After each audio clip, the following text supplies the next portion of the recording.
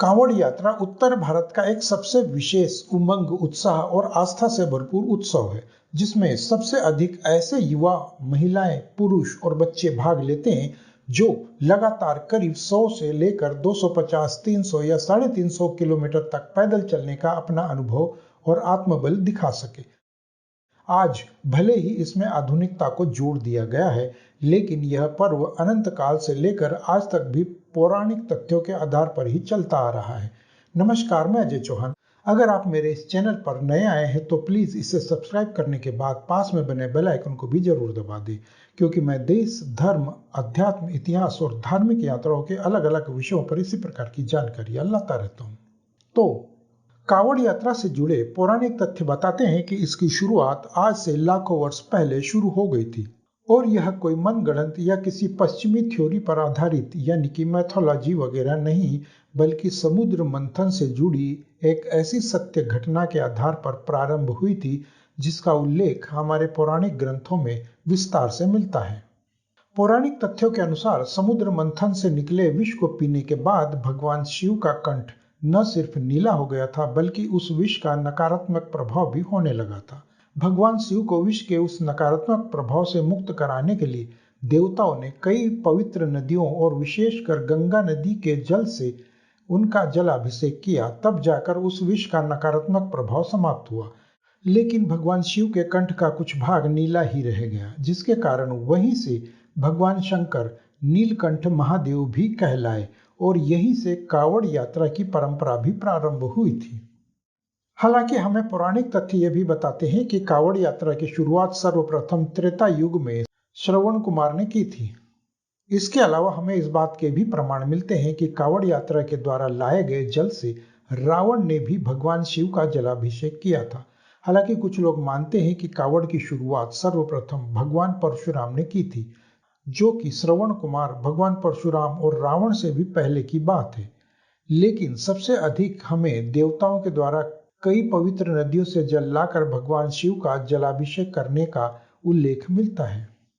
कई प्रसिद्ध विद्वानों का मानना है कि परशुराम जी ने उत्तर प्रदेश के बागपत में स्थित पूरा महादेव जी के मंदिर में कांवड़ के जल से महादेव का जलाभिषेक किया था, और उस समय वह जल वे गढ़मुक्तेश्वर से गंगा नदी का जल लेकर आए थे। इसी के बाद कांवड़ यात्रा की परंपरागत और नियमित शुरुआत को माना जाता है। आज भी उसी परंपरा का पालन करते हुए हजारों लाखों सनातनी श्रद्धालु प्रतिवर्ष सावन के महीने में गढ़मुक्तेश्वर के ब्रज घाट से गंगा जल लाकर उसी अति प्राचीन पूरा महादेव मंदिर में जलाभिषेक करते हुए उस परंपरा का पालन करते हुए देखे जा सकते हैं। कांवड़ यात्रा से जुड़े अन्य अनेकों प्रकार के पौराणिक तथ्यों और जानकारों को आधार माने तो उनमें हमें भगवान राम से जुड़े तथ्य भी देखने को मिलते हैं, जिनके अनुसार भगवान राम ने भी कांवड़ के जल से भगवान शिव का जलाभिषेक किया था, और यह जलाभिषेक उन्होंने वर्तमान में बिहार के सुल्तानगंज से कांवड़ से जल ले जाकर बाबा धाम के शिवलिंग का जलाभिषेक किया था। हालांकि इसमें हमें भगवान राम से पहले यानी श्रवण कुमार के द्वारा भी कांवड़ यात्रा के बारे में कई बार उल्लेख मिलता है, लेकिन इसमें हमें श्रवण कुमार के द्वारा भगवान शिव के जलाभिषेक का उल्लेख नहीं मिलता, बल्कि कांवड़ यात्रा के तौर पर श्रवण कुमार के द्वारा अपने माता पिता के तीर्थ यात्रा कराने के बारे में वर्णन मिलता है। क्योंकि श्रवण कुमार के माता पिता दोनों ही अंधे थे, इसलिए श्रवण कुमार ने उन्हें गंगा स्नान के लिए ले जाने के लिए साधन के तौर पर कांवड़ का प्रयोग किया था। श्रवण कुमार ने अपने माता पिता को एक कांवड़ में बैठाकर मायापुरी यानी कि हरिद्वार ले जाकर गंगा स्नान करवाया था, और वापसी में अपने साथ वे जो गंगा जल लेकर गए थे, उस जल से उन्होंने वहां एक शिव मंदिर में जलाभिषेक किया था, जिसके बाद से कांवड़ यात्रा की शुरुआत माना जाता है। कुछ जानकार मानते हैं कि इसी के बाद से कांवड़ यात्रा की नियमित परंपरागत शुरुआत हुई थी। प्रतिवर्ष सावन मास में मनाया जाने वाला कांवड़ यात्रा पर्व एक पवित्र पौराणिक महत्व माना जाता है। कहा जाता है कि श्रावण मास में भगवान शिव बहुत जल्द प्रसन्न हो जाते हैं, इसलिए इस माह में हर कोई भगवान शिव का जलाभिषेक कर उन्हें प्रसन्न करने के लिए तत्पर रहता है। जहां एक तरफ सावन मास में पड़ने वाली शिवरात्रि पर ही कांवड़ यात्रा के जल से भगवान शिव का जलाभिषेक करने का विशेष महत्व है, वहीं बिहार और झारखंड में सुल्तानगंज से देवघर तक करीब 100 किलोमीटर की यह यात्रा कांवड़ियों द्वारा वर्ष भर की जाती है। कई स्थानों पर इसे जल यात्रा के नाम से भी पहचाना जाता है। कांवड़ यात्रा में केवल पुरुष ही नहीं बल्कि पैदल चलने में सक्षम महिलाएं और बच्चे भी उत्साहपूर्वक हिस्सा लेते हैं और सैकड़ों किलोमीटर तक कांवड़ का जल लेकर पैदल चलते हुए देखे जा सकते हैं। कांवड़ यात्रा को लेकर अगर हम हजारों वर्ष पुराने अखंड भारत के उस दौर की बात करें तो कांवड़ यात्रा का यह पर्व उन दिनों कुछ अलग ही उत्साह से मनाया जाता था। लेकिन आधुनिक दौर में यह न सिर्फ सिमट चुका है बल्कि आधुनिकता की भेंट भी चढ़ चुका है।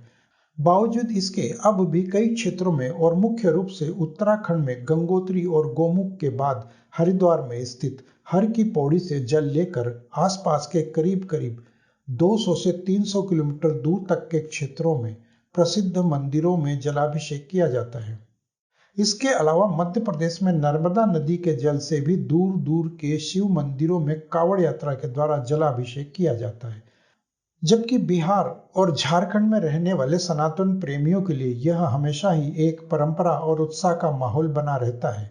भले ही आज कुछ अराजक तत्वों ने कांवड़ यात्रा को अपमानित और बदनाम करने के लिए तरह तरह के षड्यंत्र रचने प्रारंभ कर दिए हैं, लेकिन कांवड़ के द्वारा भगवान शिव का जलाभिषेक करने को लेकर श्रद्धालुओं के उत्साह और भक्ति को देखकर लगता है कि आज भी हिंदू धर्म में आस्था और परंपरा को मानने वालों की कमी नहीं है।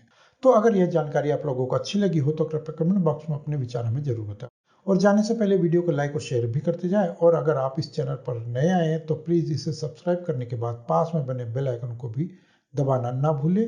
तब तक के लिए धन्यवाद। जय हिंद, वंदे मातरम।